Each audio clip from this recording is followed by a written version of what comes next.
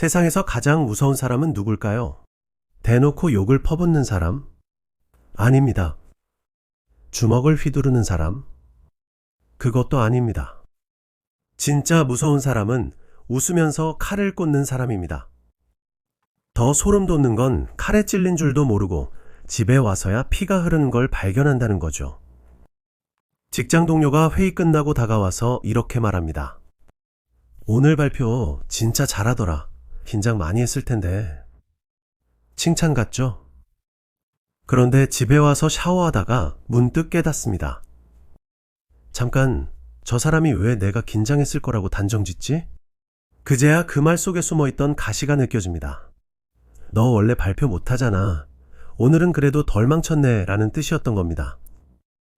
내가 너무 예민한가 싶어서 넘어가려 해도 찝찝한 뒷맛은 쉽게 사라지지 않습니다. 분명 상대는 웃고 있었고 말투도 부드러웠으니까요.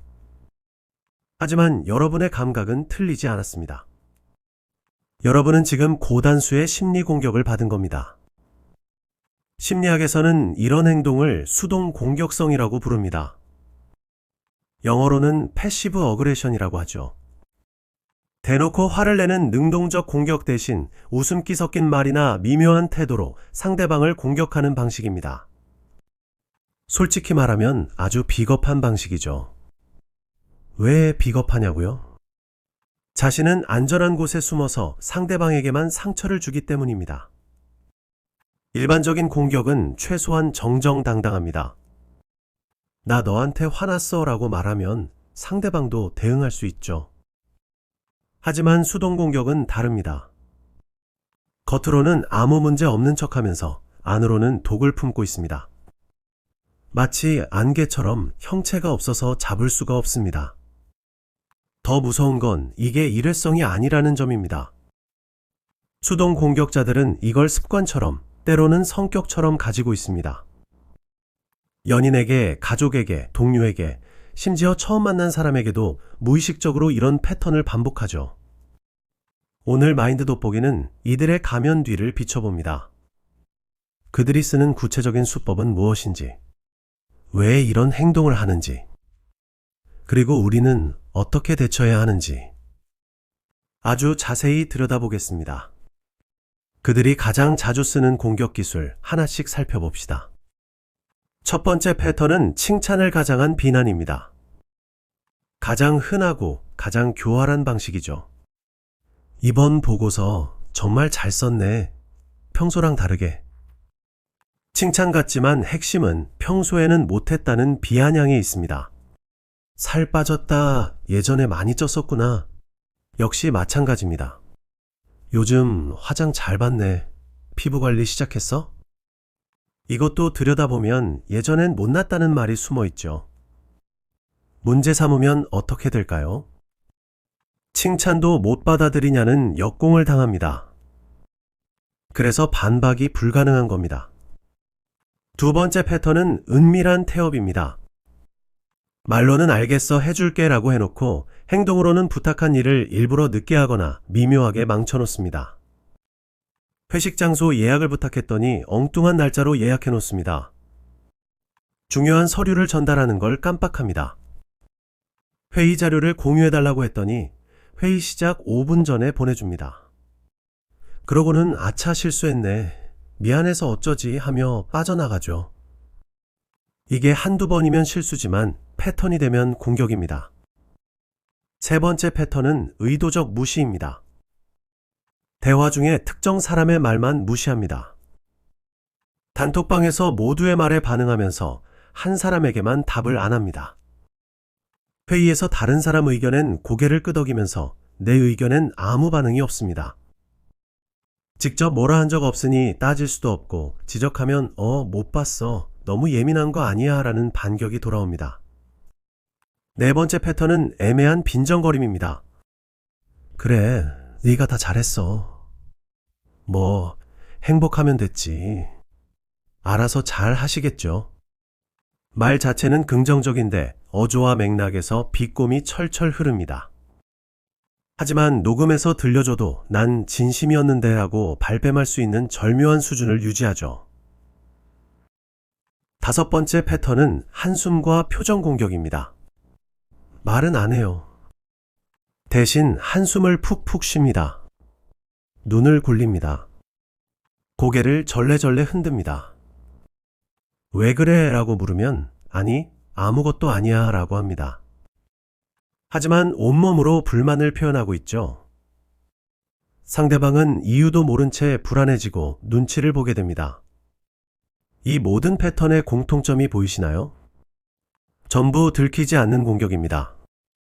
증거가 없고 반박이 어렵고 지적하면 오히려 내가 이상한 사람이 됩니다. 그런데 여기서 한 가지 의문이 생깁니다. 도대체 왜 이렇게까지 돌려서 공격하는 걸까요? 그냥 화나면 화났다고 말하면 안 되는 걸까요? 그 답은 그들의 내면 깊은 곳에 있습니다. 핵심은 두 가지입니다. 거절당할까봐 두려운 마음, 그리고 상대를 통제하고 싶은 욕구. 이 두 가지가 충돌할 때 그들은 비겁한 선택을 합니다. 먼저 두려움을 볼게요.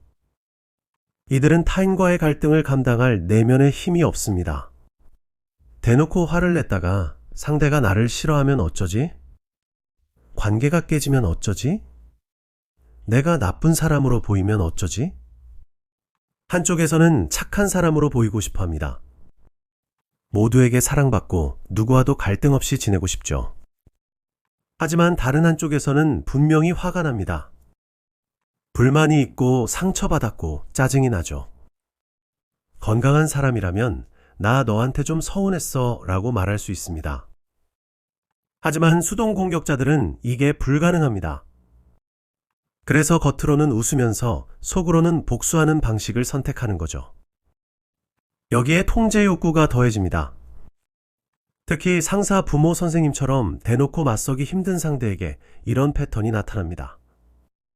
직장에서 상사가 부당한 업무 지시를 내립니다. 화가 치밀어 오르지만 대놓고 따지면 불이익을 받을 것 같습니다.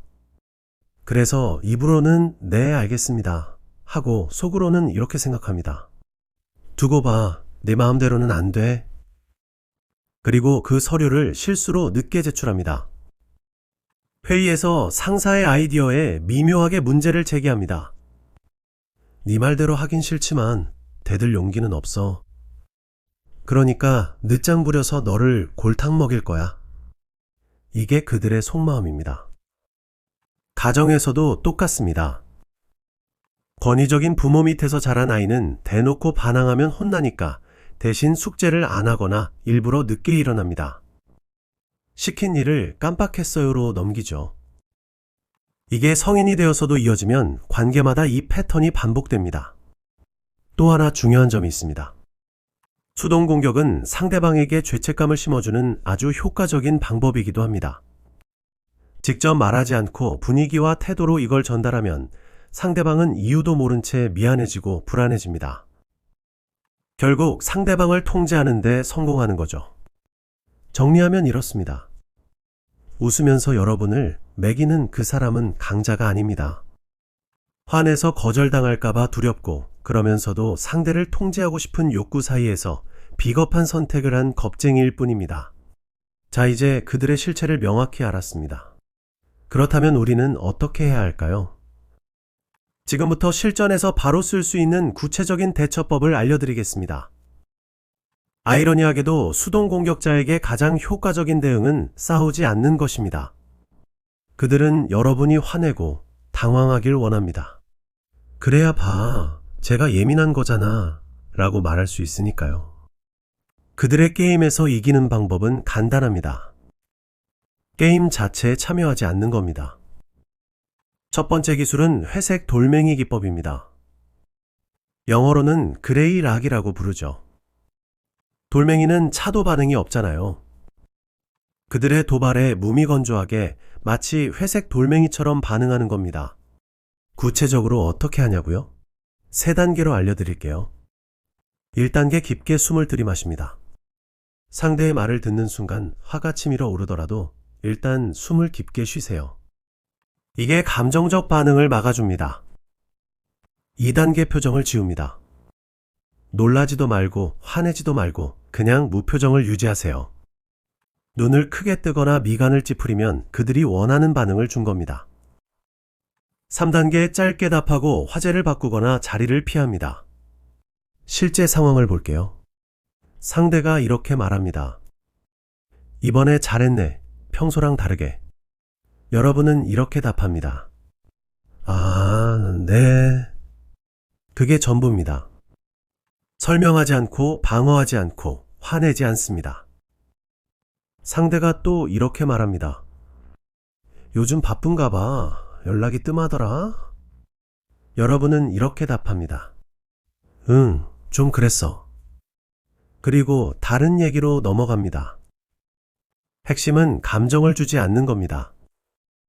그들은 여러분이 당황하고 변명하고 화내는 모습을 보면서 은밀한 쾌감을 느낍니다. 그 반응을 안 주면 재미가 없어서 그만둡니다. 두 번째 기술은 순진한 척 되물어보기입니다. 그들의 모호한 공격을 명확한 언어로 끌어내는 방법이죠. 이번엔 다르게 대응해 볼게요. 상대가 이렇게 말합니다. 이번에 잘했네. 평소랑 다르게. 여러분은 빙긋 웃으면서 이렇게 물어봅니다. 평소랑 다르게? 그게 무슨 뜻이야? 내가 평소엔 못했다는 말처럼 들리는데? 진짜 궁금해서 묻는 것처럼 순수하고 호기심 어린 표정으로요. 그들은 자신의 숨은 의도가 들키는 것을 가장 두려워합니다. 이렇게 정면으로 물으면 당황하며 발을 뺄 겁니다. 아니, 그냥 칭찬이었어라면서요. 또 다른 예시를 볼게요. 상대가 한숨을 쉬면서 이렇게 말합니다. 뭐, 네가 행복하면 됐지. 여러분은 이렇게 물어봅니다. 그 말투가 좀 신경 쓰이는데 혹시 나한테 불만 있어? 있으면 직접 말해줘. 그게 나도 편해. 이렇게 하면 그들은 두 가지 선택지 앞에 놓입니다. 진짜 불만을 말하거나 아니면 아니야, 별거 아니야 라고 물러서거나. 어느 쪽이든 그들의 수동 공격은 무력화됩니다.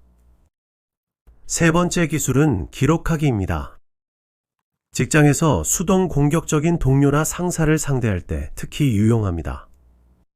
그들의 실수가 반복되면 날짜와 상황을 기록해 두세요. 언제 무슨 일이 있었는지 구체적으로 적어두는 겁니다. 나중에 패턴이 보이면 필요할 때 증거로 사용할 수 있습니다. 이번이 세 번째인데 매번 내 업무만 누락되네요. 이렇게 사실만 말하면 됩니다. 감정을 섞지 않고 팩트만 나열하면 그들도 할 말이 없어집니다. 네 번째 기술은 거리두기입니다. 가장 확실한 방법은 물리적, 심리적 거리를 두는 겁니다. 피할 수 있는 관계라면 피하고, 피할 수 없는 관계라면 접촉을 최소화하세요. 모든 관계를 유지해야 할 의무는 없습니다. 핵심은 그들의 비겁한 게임에 말려들지 않는 겁니다. 여러분의 감정은 그들의 장난감이 아니니까요. 마지막으로 꼭 드리고 싶은 말이 있습니다. 누군가의 교묘한 말에 상처받고 내가 이상한가 자책하며 밤잠을 설친 적이 있다면 기억하세요. 그건 당신이 예민해서가 아닙니다. 수동 공격을 당하면 가장 힘든 건 증명할 수 없다는 점입니다. 친구에게 말해도 에이 그 정도로라는 반응이 돌아오고 스스로도 내가 과민한 건가 의심하게 됩니다. 하지만 오늘 여러분은 알게 됐습니다. 그들의 행동에는 이름이 있고 패턴이 있고 심리적 원인이 있다는 것을요. 이제 여러분은 더 이상 안개 속에서 헤매지 않아도 됩니다. 오늘 확인한 그들의 실체를 기억하세요. 더 이상 그들의 비겁한 게임에 감정을 소모하지 마세요. 그 에너지를 여러분 자신을 위해 쓰세요. 여러분의 마음이 조금 더 선명해지고 조금 더 편안해지셨기를 바랍니다. 여러분 주위에는 어떤 수동 공격자들이 있나요? 어떤 말에 상처받으셨나요? 댓글로 공유해 주시면 서로에게 큰 위로가 될 거예요. 다음에도 마인드 돋보기는 여러분 곁에서 마음의 이면을 비춰드릴게요. 오늘 영상이 도움이 되셨다면 구독과 좋아요 부탁드립니다. 감사합니다.